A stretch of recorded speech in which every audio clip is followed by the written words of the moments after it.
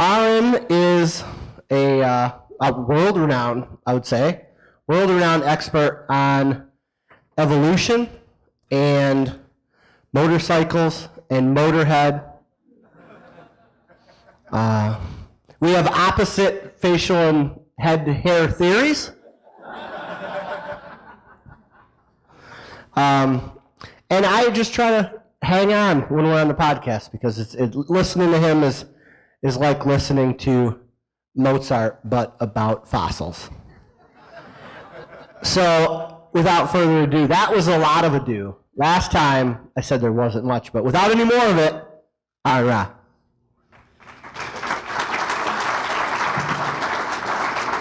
Thank you very much, everybody. Can you hear me well enough? Do I need to hold this thing? Is that better? Okay. Very good. Good evening, everyone. My name is Aron Ra. That's not Aaron, but Aron. And I'm proud to say that the podcast that Mark had just mentioned is still listed as #1 on Spreaker's network of, or their culture and religion categories. And I wish I'd been able to say that before Seth came on, because I know he can brag that his podcast just wins all the internets. My wife, Lalandra, is a curriculum specialist with the Next Generation Science Standards, and she and I produce a series of classroom supplement videos teaching national standards biology to middle school and high school kids. And these lessons do include evolution, abiogenesis, endosymbiosis, and a number of other allegedly controversial topics that some teachers would rather not present in their own words. So if you plug in a video conforming to the national science standards, then you're not personally responsible for their content, and we think this makes it a little bit easier to teach some of these lessons. In addition to that, and to our atheist activism, we're also heading up the Phylogeny Explorer project, which has been slow in coming, but is entering the data entry stage. That will be an encyclopedic online representation of the complete tree of life, concentrating on the value of the clades and what they mean. So this shows all of the different evolutionary stages and their significance. This will be a resource for teachers, students, and the scientists themselves who will be contributing both to the construction of the site and to its maintenance. It will be a phylogenetic hub and my contribution to science. As part of what we do, and it's become our full-time gig, but in order to be able to do any of these things would be impossible without support from patreon.com/ARONRA. Thank you for your consideration. Today, we are in Pennsylvania, where America was born, home of the first Continental Congresses, where we declared our independence. I've never been to Pennsylvania, so I had to look up into the history. I was really impressed. You know, America was the first nation ever founded as a secular government, although half of Americans want to deny that now. But did you know that Pennsylvania as a colony was founded on religious tolerance, that was its purpose? We've all heard that the Puritans came to America fleeing religious persecution. And the same is true of a number of other groups, including the Quakers. Except that the Quakers were here fleeing the Puritans, who were their neighbors and their persecutors, both in England and in America. A book on the sufferings of the Quakers in Nottinghamshire from 1649 to 1689 says they were fined, robbed, stripped naked, branded, maimed, whipped, pilloried, caged, exiled, sold into slavery, and even hanged by their stern opponents. And of course, our college history books say that the Puritans did all these same things in Massachusetts too. So they weren't fleeing religious persecution. They brought it with them, and they practiced it on each other upon arrival. Puritans versus Quakers, Protestants versus Catholics, and the entire Christian collective, killing or converting or banishing each other, to say nothing of the unconscionable atrocities visited against the natives, not over their actions, but over which brand of indefensible nonsense they'd been raised to believe. As if that matters. That's the problem with religious belief. Since it's not based on reason and ignores evidence, then there's no way to debate the subject rationally. There is an impossible impasse, or there is an immediate escalation to rage and violence, followed by an impossible impasse. But there is no way to determine which denomination is right or wrong or about what or why.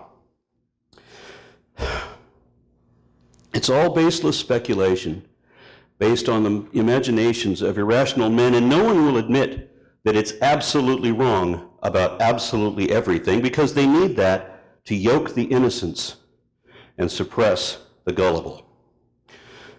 That's why they had to enforce conformity, because they couldn't offer any reason to defend it their right or why anybody should believe them. All they did have were the bonds of cultural tradition.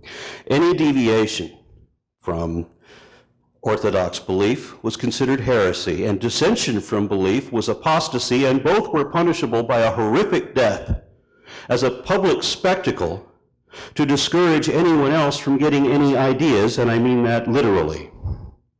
Isn't it amazing how they thought themselves so morally justified? The Pennsylvania colony was established within a decade of the Salem witch trials, if that gives you any idea of the raving madness at that time. And to tell you the truth, when I was a little boy, I was not as afraid of vampires or werewolves as much as I was of the Puritans.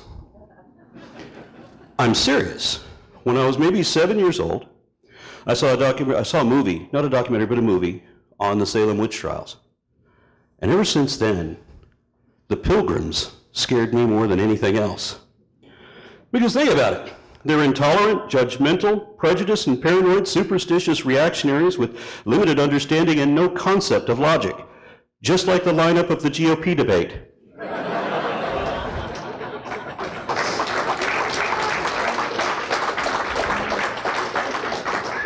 Thank you very much. You remember the question asked, the last question asked at that debate about how God talks to you? No one up there had the honesty or integrity or intelligence to say, God doesn't talk to me. Instead, we had Ted Cruz bragging that he's following Jesus by being a fiscal conservative. This is someone who professes to have read the Bible. No, Ted. Jesus was not a fiscal conservative. Jesus was a socialist promoting free health care and welfare for the poor.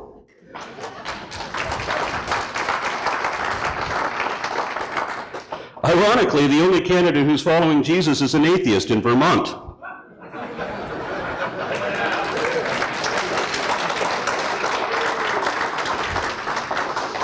Texas is one of 7 states which tried to make it illegal for an atheist to hold public office, although the case of Torcaso versus Watkins overrides that. It's in our Constitution that there will be no religious test as long as you affirm belief in a supreme being. And it should never be that a candidate's eligibility should require an irrational belief in indefensible nonsense on insufficient evidence with an unreasonable conviction. Quite the opposite, especially when we're electing a leader. I would think that such belief would disqualify someone from presiding over the affairs of others. Faith should have no influence over legislation whatsoever.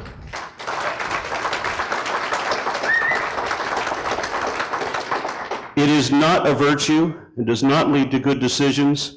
It has no place in politics and deserves no respect either.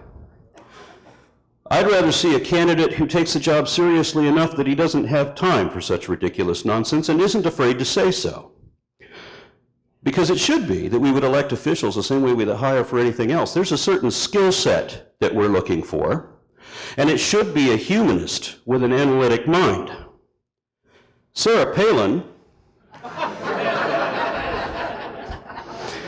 said she'd rather have a tough president than one who's smart enough to win a game of Trivial Pursuit.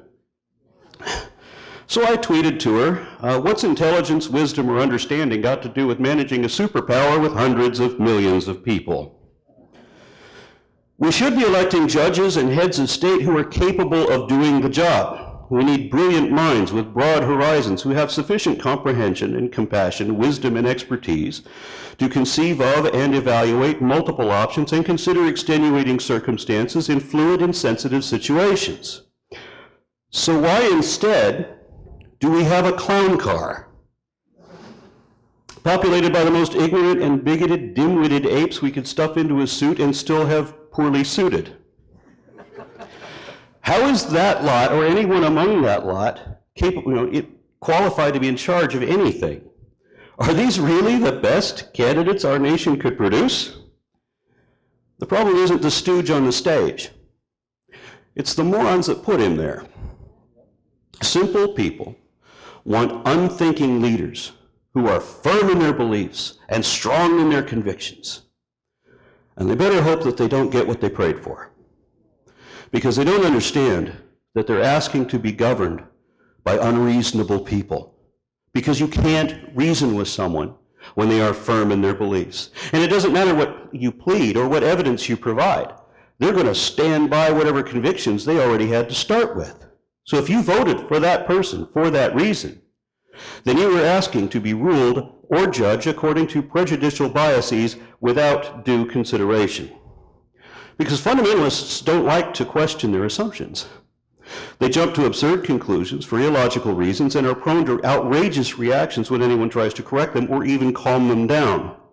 That's why the Pilgrims were so frightening to me. If you were part of the Puritan community in Salem, Massachusetts, you had to live your life walking on eggshells, ever careful that you don't do anything or say anything that might give some judgmental, superstitious busybody the wrong idea. I couldn't do that. Eventually, you're going to do or say the wrong thing in front of the wrong person.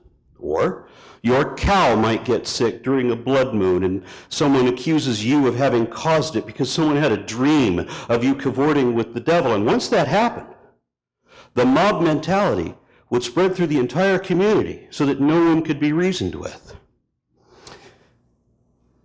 And once that happened, it was like invasion of the body snatchers. Once somebody suspected that you had heretical ideas, it was like, and the others would come running. And it's not like you would get a fair trial with advocates on your side. You're alone and on your own and facing a torturous demise.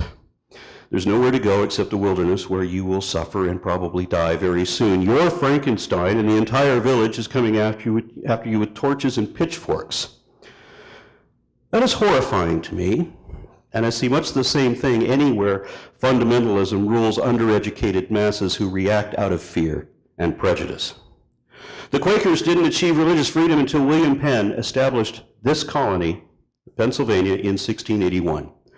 According to the Pennsylvania Historical Commission, such a utopian society had never been attempted in the annals of human history, and its success was reflected by the religious and spiritual diversity that became Pennsylvania's defining characteristic. Penn's belief that no people can be truly happy if abridged of the freedom of their consciences attracted to this colony not only Quakers who had been persecuted in England, but Protestants, Catholics, and Jews from a dozen different lands, all of whom had suffered because of restrictions on their religious beliefs, end quote. So the offer of religious freedom is the reason that America was so appealing, and that is the reason that we became the great melting pot.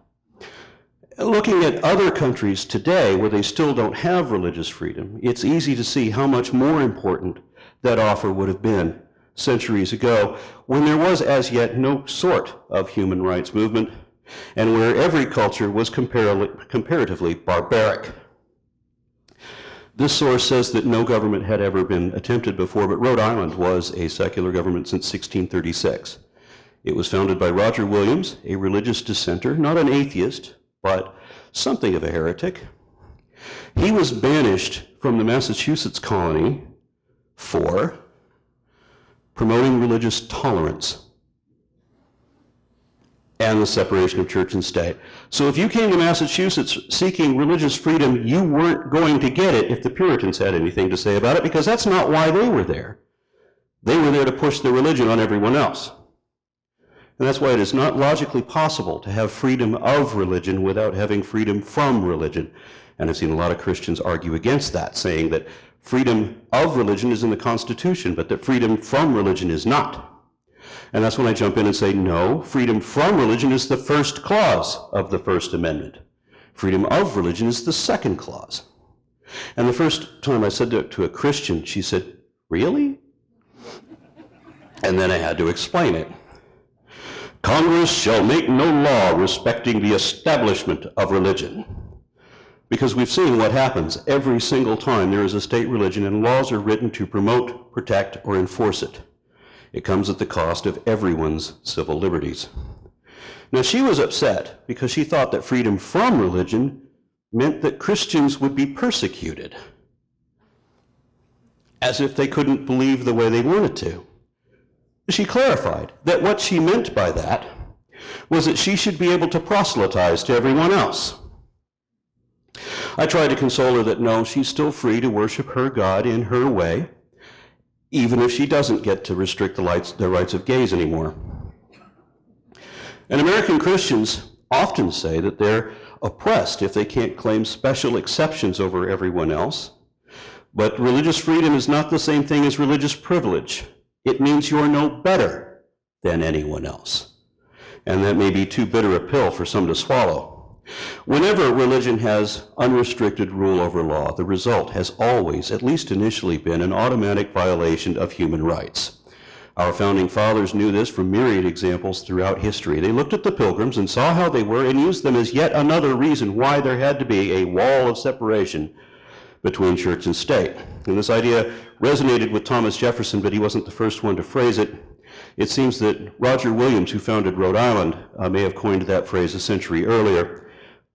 But soon after our country was founded, religion rebounded with a series of rural revivals. And they're called revivals because they were a reaction to revive religion because of how secular our government was known to be at that time.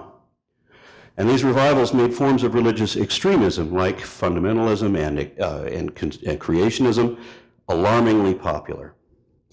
Religion has always been a means of manipulation of the masses and the easiest way of securing political power, but it's also big business. And that is no more obvious than in the United States, where half the population believes in fables that are literally fairy tales by definition because they include giants, witches, dragons, magic spells, and animals who talk and act like human beings. Yes, the Bible has all that and more. Believers won't admit that they believe in magic, but that's what it is. If you get a collection of dictionaries, just look up a half a dozen of them. Look up miracle, look up magic. If you only take the definitions in the relevant context, you will see that miraculous magic or magical miracles share the same definition. Either or both are an evocation of supernatural forces or entities, which may include a god, who can be evoked by charms, spells, incantations, or prayers, all of which are found in the Bible, to control nature in ways that are inexplicable by science because they defy the laws of physics. And it is fair to say that anything that the laws of physics cannot account for or permit is physically impossible. Therefore, miracles are impossible by definition. Likewise, the word supernatural means something that exists beyond nature, outside this reality, which means it does not exist in reality. And the supernatural realm is supposed to be like living in a dream, where the laws of physics and logic don't work, and that's why magic does work. The only difference between miracles and magic is who does it. A boat may be considered a ship if it's big enough. When a wealthy person is neurotic, we call them eccentric. When a VIP is murdered, it's an assassination. And when God performs magic, he's working miracles. For instance, in Genesis, God uses an incantation to literally speak everything out of nothing. And then he uses a golem spell, which in the ancient Jewish tradition is a magically animated figurine made of inanimate matter. They do a lot of this in the old Sinbad movies from the 70s, made in stop-action claymation, enchanting a statue to bring it to life. Now, fairy tales usually have some sort of magical enchantment. And if you're not sure what an enchantment is, the modern word for that is blessing.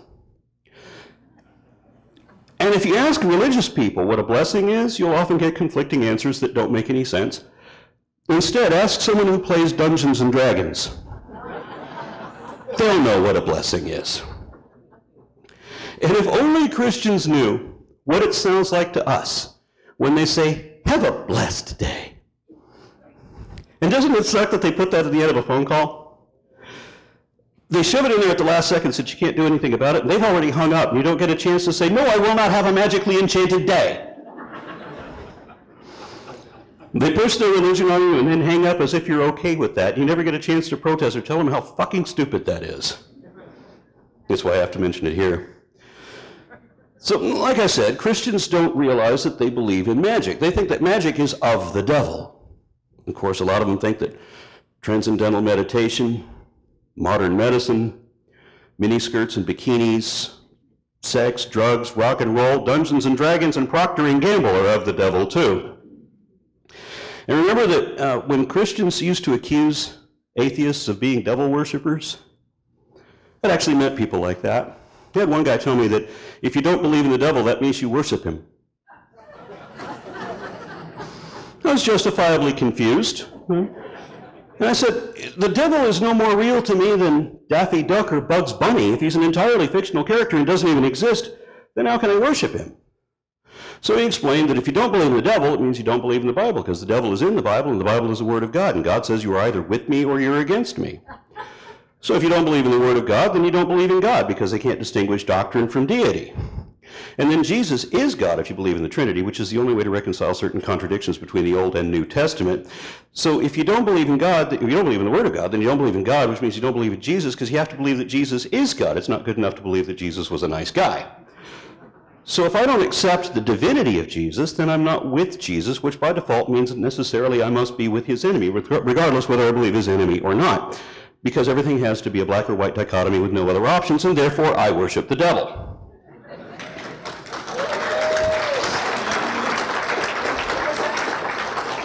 He didn't use that many words to say that, but that was essentially his argument. I said, that's fascinating.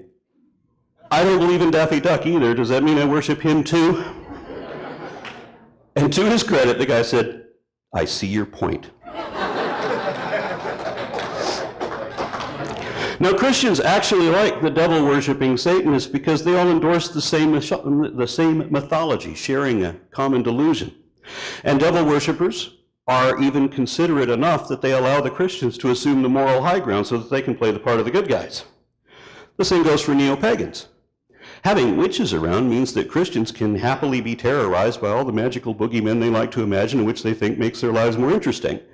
And it doesn't matter that pagans worship an entirely different pantheon, because a lot of Christians think that everybody else's gods is just their devil wearing the mask of another culture, so they're all Satanists in the fundamental Christian worldview.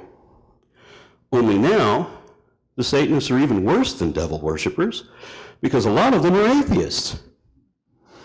And I don't mean rational skeptics like some of the people in this room. Some of them are neither rational nor skeptical. Some of them may believe in other types of woo, but they don't believe in a God and they don't believe in the devil either. And I think the reasoning is that Satan was invented before Christianity and even before Judaism. Zoroastrian Persians conceived that character. In one of the Avestas of Zarathustra, it says that the righteous man, when he dies, the righteous man will ascend into the kingdom of justice and truth under the wise Lord Ahura Mazda, while the wicked man will descend into the kingdom of the lie, ruled by Ahriman, the opposer, which translates as Ha-Satan, the accuser, or Shaitan, the adversary. So this Satan was eventually taken to be the enemy of faith. And when he wasn't working for God, killing people at God's command, what's the worst thing Satan ever did in the Bible? He tried to reason with Jesus. He tried to talk Jesus out of his faith. And anyone who tries to reason against faith is, by definition, the Satan. So, Satanism is a bit like Buddhism, strange as that may sound. Some Buddhists believe in a sort of ritual magic. Some worship Buddha and pray to him, which is funny because Buddha was an atheist in life. He said that whether gods exist or not is irrelevant, and it's not an agnostic position. If you're not convinced that an actual deity really exists, you're atheist. And how ironic is it that they worship an atheist as if he were a god? It's no worse than devil worshippers having faith in the enemy of faith, right? So another brand of Buddhism is straight-up atheist, believing in nothing but cause and effect. And they don't need any holiday rituals, although some of them do embrace that, because they want a sense of culture beyond what their ethnicity or nationality provides. Modern Satanism is similarly divided. There are a few very different types. So if you ever meet a Satanist, it would be a good idea to ask them what that means to them. And I don't think I'm a Satanist. And I don't think I'm a socialist either, although I've been accused of being both. However, I do try to reason against faith. And we all know what that means. So from the Christian perspective, the atheist Satanists are much worse than devil worshippers because they're not playing the Christian's game. Instead, they're standing with humanists and rationalists and scientists and secularists and ruining all the Christians' fun by pointing out that it is all just pretend. Religious belief is all about reaffirming the faith. I've actually seen people stick their fingers in their ears, close their eyes, shake their heads, and go blah, blah, blah, blah, blah, in an attempt to preserve an indefensible belief from what they already know is an inconvenient truth. If it is all pretend, then that takes away their justification for their righteous indignation, and that's when they get really defensive. That's when and why they feel persecuted. In America today, right-wing Christian conservatives in various positions of power are trying their best to establish a state religion and make us believe we already had one, that we always had one, as if our history has changed, because it has been. In my home state of Texas, for example, they famously revised history, attempting to portray the United States as a shining beacon of what it means to be God-blessed. Our history books now say that Moses was a historic character who actually existed, being born in the 13th century BC, and that the United States based our Constitution on a covenant between God and Moses, the Ten Commandments. One representative actually said that God wrote the Constitution based on the Ten Commandments. Bullshit.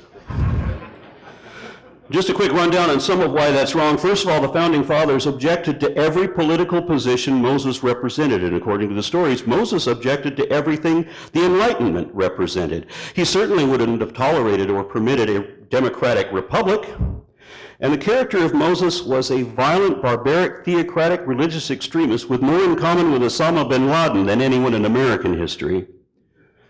Then there are two sets of commandments in the Bible. And the set that everyone calls the Ten Commandments isn't 10. There are 11 commandments just in Exodus 20, and that list continues through Exodus 21, 22, 23, until you get to Exodus 24, and it says that Moses came down with all of the commandments that had just been listed. There were dozens of them, not 10. So Moses destroys that set and goes back up the mountain to get the second edition. That's the set that the Bible calls the Ten Commandments, but that's not the set that anybody wants to put in the courthouse. Because that's the one that says, thou shalt not boil a baby goat in its mother's milk. And it also says that you should kill your firstborn sons on the altar as a sacrifice to God. Look it up in Exodus 34, among other places. But if we just look at the first 10 of that long list of commandments, we don't see any hint of its influence over the Constitution, thank God. Yes, there are prohibitions against stealing and killing and perjury, but those were already established by the Code of Hammurabi, which was laid down in real life, in real history, centuries before the time when Moses never existed. And I want to repeat that for the Texas State Board of Education. Moses never existed. I mean, the Stela of Law by Hammurabi is an actual artifact. It is on display in a museum. I think it's in the London Museum, or maybe the Louvre. Whereas the Ark of the Covenant seems only to exist in movies. Since then, I interviewed Dr. Robert Price on the Raw Men podcast, and he said that biblical historians or biblical scriptural experts had long given up on there being a historical Moses. But, he said, sad to say, we can't expect the religious ideologues on the Board of Education to know what the biblical scholarship is all about. If we look at the rest of those 10 commandments, we see that none of them are reflected in American law. And in fact, a lot of our laws stand against the 10 commandments. For example, the first commandment contradicts the First Amendment. It is not possible to have freedom of religion when you're forbidden to worship anything but the God of the Jews. The last commandment is the same way. Thou shalt not covet violates the very concept that drives a capitalist economy. And what about adultery? That drives a capitalist economy too. But was it ever illegal in the U.S.? Polygamy isn't legal here, but it sure was in the Bible. Oh, excuse me, did I say that backwards? Yeah, polygamy is illegal here, but it certainly wasn't in the Bible. And what about the Sabbath? We have a lot of places that are closed on Sundays, and some places like Texas have laws against certain things being sold on Sundays, but that's not a federal law. And it was never a capital crime. You will not be executed for working on the Sabbath, even that's what the law of Moses requires. There's no law requiring that you honor your father or your mother either, but there is a law against stoning disobedient children, which is doubly against God's commandments. And the second commandment is one that nobody pays attention to because nobody understands it. That's the one where it talks about graven images, but nobody knows what a graven image is. If you read the Bible, it actually says what a graven image is, and I'll read the first complete sentence of that. Pay attention to what it says. Thou shalt not make unto thee any graven image or any likeness of anything that is in heaven above, or that is in the earth beneath, or that is in the waters under the earth. Yes, they used to think that there was water under the earth, but more importantly, what does that commandment forbid you to do? Later, it says that you can't worship these renderings, but so far, all we know is that you're not allowed to create any likeness of anything in any medium. Now, presumably, they're only talking about recognizable things like plants and animals and chariots and so on. And so, abstract art is permissible only by omission.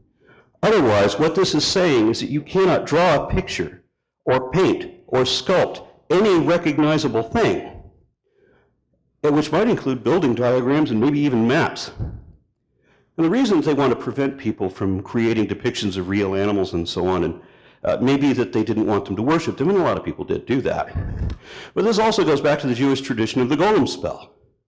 If you create a clay figurine, you might breathe into it the breath of life and magically animate that the same way God animated his clay figurine named Adam. So God doesn't want you to create things that might become infused with the Spirit and come alive. But the point is that regardless whether you intended to worship these things or not, you're not allowed to create them at all. That is what it says, it's obviously what it means, but virtually no one obeys this commandment. Only the most extreme barking lunatics could, and whoever meant one who did. And yes, she was an extreme barking lunatic. Otherwise, the only way to revere this commandment is to interpret it to mean what it does not say, and that is a common Christian tradition. In fact, the 11th commandment, given soon after these, in the same chapter, says, Thou shalt not make other gods besides me, neither of silver nor gold. And notice there's an implied admission that man created God in his own image. But the verbiage of the 11th commandment also means that the second commandment isn't restricted to gods, but to any depiction of anything at all. Was there ever a parallel of this in American law?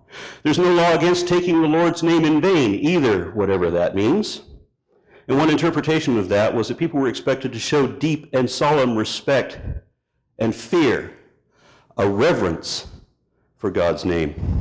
And that reminds me of something else that happened here in Pennsylvania.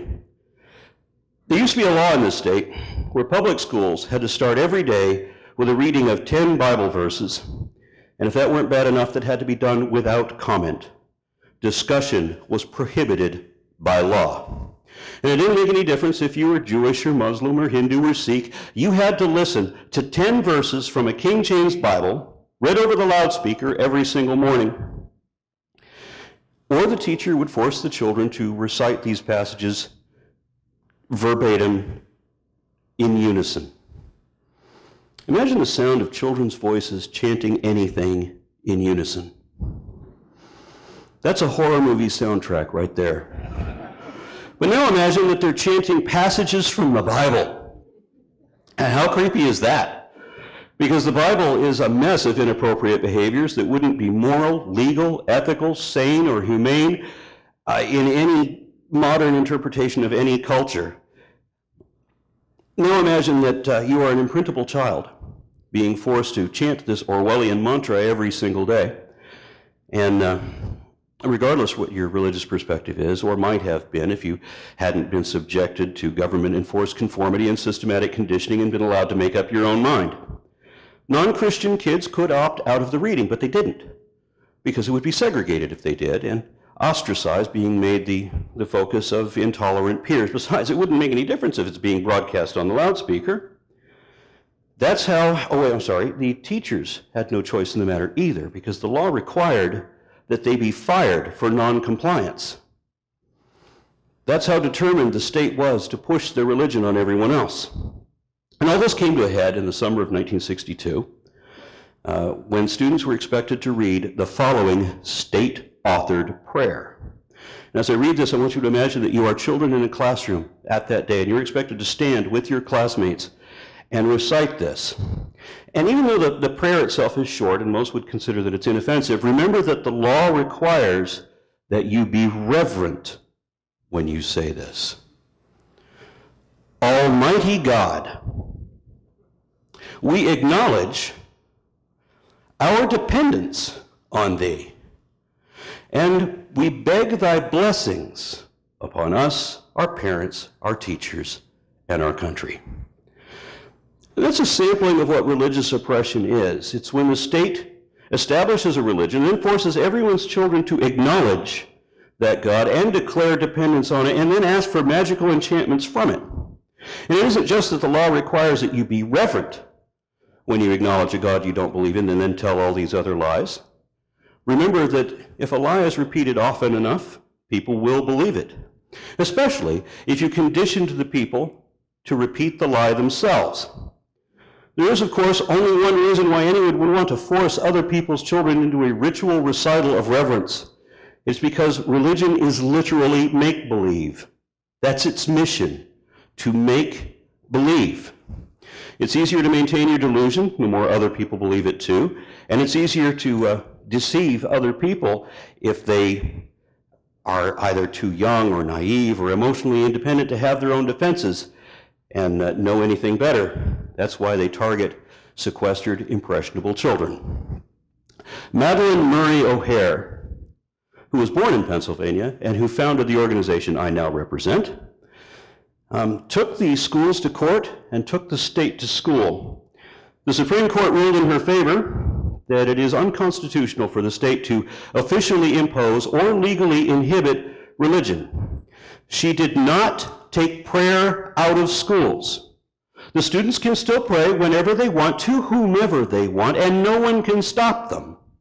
But by stopping the teachers from leading the prayers, what Madeleine did was prevent the state, the government, from forcing children to pray according to the state denomination, and left the choice of religious practice up to the students and the parents, as it should be. The fact that Christians object to this ruling is mystifying.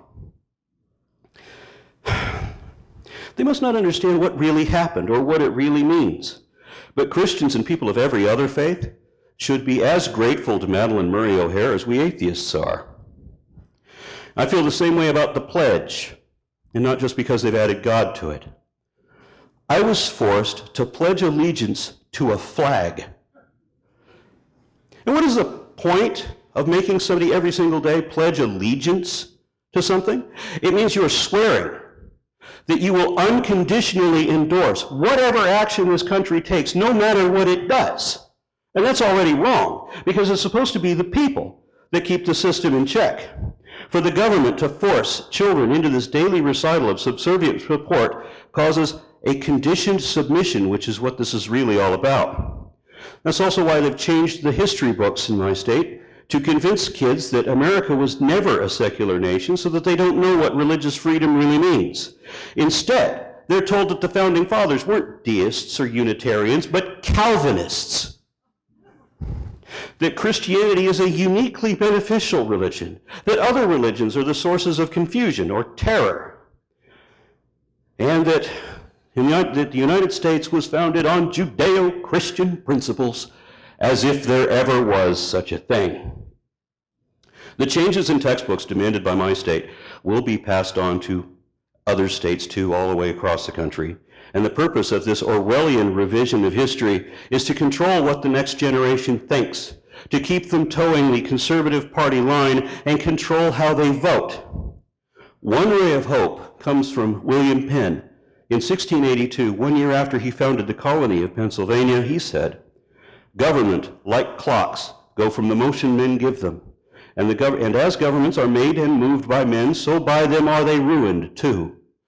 Let men be good, and the government cannot be bad.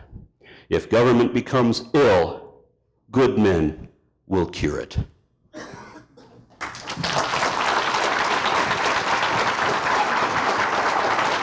Thank you very much.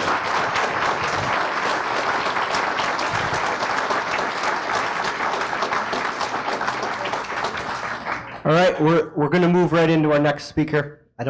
No questions, man. Too long. I really thought it would be faster than that. It was good. It was good. Yeah. Don't take my no question comment as criticism. It wasn't. It's good.